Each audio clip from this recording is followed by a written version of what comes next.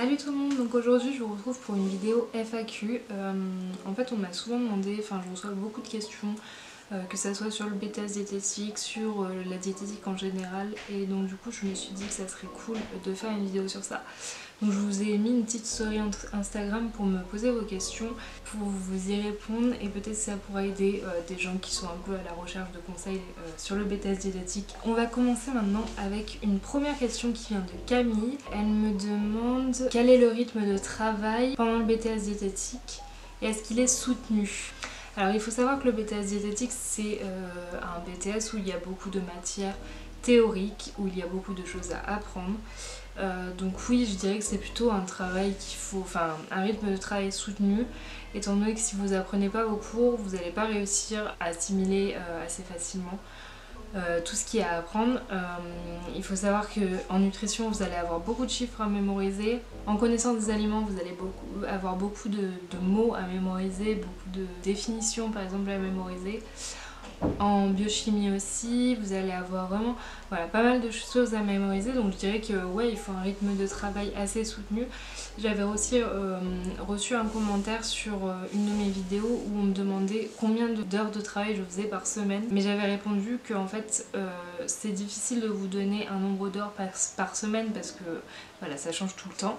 Mais en tout cas, moi je sais que c'était à peu près une demi-heure de travail par soir. Ça changeait bien sûr tout le temps, hein, mais voilà, c'était à peu près ça. Ensuite, Camille du coup me demande, j'ai un niveau scientifique moyen, alors la biochimie me fait un peu peur, un conseil. Alors il faut savoir que moi la biochimie c'était vraiment pas la matière où j'étais forte. En première année je devais avoir 4 de moyenne en biochimie et deuxième année 8, au BTS j'ai eu 11. C'est quand même hyper compliqué la biochimie et je comprends que ça puisse faire peur. Et moi aussi j'avais un niveau scientifique assez moyen, c'est-à-dire qu'en SVT j'étais assez forte on va dire, mais en physique chimie j'étais très nulle, en maths j'étais moyenne, donc voilà. Je dirais que un conseil c'est accroche-toi tout simplement, ne te décourage pas avec les mauvaises notes qui peuvent arriver malheureusement, ça arrive, mais il faut pas se décourager tout simplement parce qu'il faut se dire que c'est que un signe que tu donnes pas tout le meilleur de toi-même. Et même si ça va être dur des fois, il faudra toujours s'accrocher et toujours continuer. Révise tes schémas, révise les molécules, révise les métabolismes et tu verras que ça ira très bien. En fait c'est juste du par cœur. Moi je sais que j'ai eu du mal en biochimie parce que j'ai du mal à apprendre les choses par cœur, mais c'est vraiment que du par cœur, donc va falloir s'accrocher sur ça. Alors la question suivante, ça me fait sourire, c'est as-tu un bon souvenir de tes stages? Mes stages. La plupart du temps oui, j'ai eu un très bon souvenir de mes stages. Mes stages de première année se sont super bien passés. Mon stage optionnel s'est très bien passé aussi. Mon deuxième stage thérapeutique s'est très bien passé aussi. En revanche, mon premier stage thérapeutique, je dirais pas que c'était le meilleur du monde. En fait, je suis tombée, pour la petite anecdote, je vais pas dire de nom et tout d'établissement comme ça, il y aura pas de problème. Mais j'ai fait mon stage à Marseille et il faut savoir qu'à ce moment-là, j'habitais sur Aix. J'avais genre 1h30 de trajet en transport en commun tous les jours. Donc 1h30 aller, 1h30 retour. Je devais prendre un bus de Aix à Marseille, ensuite le métro de Marseille Centre à Marseille Sud et après un autre bus de Marseille Sud vers Cassis, Aubagne, etc. Ça a été dur pour moi de tenir ce rythme-là. Et en plus je suis tombée avec une dame qui n'était pas forcément hyper bienveillante avec moi. On n'a tout simplement pas accroché et vu que c'était la seule diététicienne, j'étais tout le temps avec elle. Et c'était assez compliqué de se comprendre, on n'avait pas du tout un caractère compatible. Et donc du coup c'était assez compliqué. Mais bon, c'était seulement 5 semaines, j'ai pris sur moi, c'était très dur, je pleurais tout le temps. Mais voilà, ça s'est passé, c'est passé. Et voilà, c'est tout pour ça. Donc c'était vraiment, après tous les autres stages que j'ai fait, ça s'est super bien passé. Mais après voilà, ça m'a montré aussi que le monde professionnel c'est pas forcément tout rose. Vous pouvez tomber avec des gens que vous n'aimez pas forcément. Et voilà, il faut continuer à bosser, il faut pas baisser les bras. C'est pas parce que vous rencontrez quelqu'un avec qui ça passe pas que voilà, il faut tout lâcher. Parce que moi à un moment j'ai voulu tout lâcher et je sais maintenant qu'il faut juste rester fort.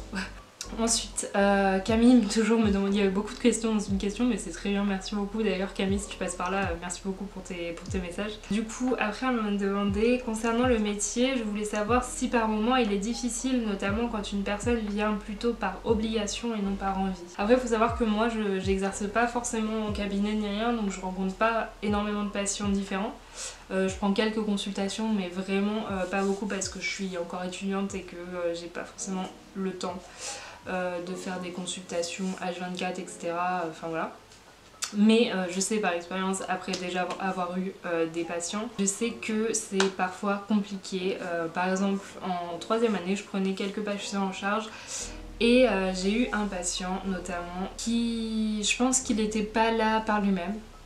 Et il avait déjà fait des suivis diététiques et en fait je lui ai dit hein, clairement monsieur on pourra pas faire tous les deux parce que pour moi vous n'êtes pas assez motivé par vous-même. Si vous regardez seulement le regard des autres pour vous motiver, ça ne suffira pas. Donc voilà, c'est terminé comme ça, je ne l'ai pas pris en rendez-vous et puis c'était tout. Les pertes de poids déjà, il faut faire très attention. Il faut savoir la première chose à savoir, je pense, quand on fait un suivi diététique, c'est pourquoi. Pourquoi la personne veut perdre du poids. Si elle veut perdre du poids juste pour s'afficher en bikini, je pense que ça sert à rien.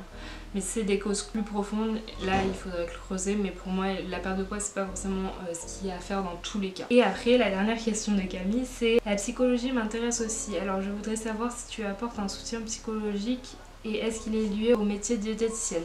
Alors je vais répondre à cette question d'un autre axe. Dans le BTS diététique vous n'allez pas avoir de psychologie. C'est quelque chose qui manque vraiment au BTS parce que tout simplement, pour moi, toutes les personnes qui viennent voir une diététicienne pour l'alimentation ont aussi peut-être des problèmes au niveau psychologique. Étant donné que souvent c'est parce que leur relation avec la nourriture est très compliquée, il va vraiment falloir faire attention à ça. Donc pour moi, toutes les personnes qui font un BTS diététique devraient avoir au moins une petite formation liée à la psychologie. Moi j'en ai une grâce au bachelor en diététique, on avait de la psychologie durant les 3 ans. Pour moi une diététicienne qui n'apporte pas de soutien psychologique, c'est pas une bonne diététicienne tout simplement. Parce que c'est quand même le fondement même du bien-être alimentaire. Il y avait Julia qui m'avait posé des questions aussi sur Instagram, qui m'avait envoyé un message, on avait échangé, mais du coup je vous redis ici pour que ça soit un peu ouvert à tous. Donc elle m'avait demandé, est-ce possible de confiner travail et études facilement avec le BTS diététique?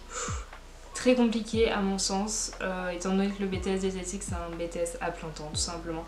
Il n'y a pas de possibilité d'alternance et c'est un temps complet quoi, c'est vraiment pas un BTS que vous allez pouvoir faire... Je vous présente Chacha. Chacha, dis bonjour à la caméra. Mais Chacha par contre tu vas pas faire du bruit comme ça parce que ça va me saouler. J'en peux plus. Possibilité de carrière réelle après cette formation, je pense que c'est possible mais pas d'évolution de carrière. Carrière réelle oui bien sûr, vous allez pouvoir travailler en hôpitaux, vous allez pouvoir ouvrir votre cabinet, vous allez pouvoir voilà, faire plein de trucs comme ça, travailler en restauration collective, travailler avec des associations, enfin il y a plein de trucs que vous pouvez faire. Après, évolution de carrière, un peu plus compliqué. Si vous faites d'autres diplômes, d'autres formations, vous allez pouvoir acquérir plus d'expérience. Et en hôpitaux, l'évolution de carrière ultime que vous allez pouvoir avoir, c'est cadre de santé, tout simplement. Mais sinon, je sais pas forcément, il faut se renseigner sur internet. Moi, je me suis pas forcément renseignée sur ça. Après, il faut savoir que je vous donne un petit peu mon témoignage du coup. Moi j'ai fait un BTS diététique après un bachelor et là je suis rentrée en master d'école de commerce, du coup en 4e année en master 1 et du coup je vais pouvoir accéder à des métiers qui sont plus du coup pour des cadres supérieurs que ceux qui sont destinés aux titulaires du BTS diététique. Alors Mathilde aussi m'avait posé des questions, je lui avais répondu. Quel bac j'avais et dans quelle ville j'avais fait mon BTS? Alors moi j'avais un bac S option SVT. Que j'ai eu sans mention, hein, je l'ai eu à 10,70 je crois mon bac déjà, je l'ai eu, c'est déjà pas mal. Et dans quelle ville j'ai fait mon BTS? Donc moi j'ai fait mon BTS à l'EDNH d'Aix-en-Provence, donc super ville si vous voulez y aller, Aix-en-Provence j'ai trop aimé, après c'est très cher. Je vous ferai une vidéo sur un peu les loyers et tout de mes anciens apparts parce que là un projet que j'ai bientôt, c'est de déménager, enfin d'avoir mon appart à moi. Donc je vais avoir un appart à Rouen, donc ma ville d'origine, je suis trop contente. Et puis voilà pour ça. Bref, je m'étale dans des sujets qui n'ont rien à voir. Et Océane m'avait posé des questions aussi sur Instagram. Elle m'avait dit « J'aimerais me réorienter en BTS diététique l'année prochaine avec le CNED, je sors d'un bac ES. Et là je suis en train de valider un DUT dans le commerce. As-tu des petits conseils pour les matières scientifiques ?» Alors, si vous voulez un peu commencer à vous plonger dans les matières compliquées, style biochimie, physiologie, etc., je vous conseille le site de Elfève, donc c'est Dieted, je vous le mettrai en barre d'infos, ça pourrait vous aider. Elle fait plein de fiches révision et c'est super intéressant. Et après vous avez des formations de remise à niveau qui existent. Et une que j'avais des bons retours, je vais vous dire, c'est Bio Hélice, où j'ai eu de très bons retours d'une de mes copines qui l'a fait. Donc c'est tout pour cette première FAQ. N'hésitez pas si vous avez 2 questions, je vous y répondrai en commentaire. Et voilà, je ferai peut-être une deuxième FAQ si ça vous a intéressé, celle-ci. N'hésitez pas à vous abonner et à mettre un petit pouce bleu parce que ça aide vraiment la chaîne à se développer. Il faut savoir que j'ai une petite chaîne, là on n'est pas énormément. Donc si vous mettez un max de commentaires et un max de pouces bleus, ça m'aiderait vraiment. Je vous fais de gros bisous et puis à bientôt pour une prochaine vidéo. Bisous, ciao ciao aussi.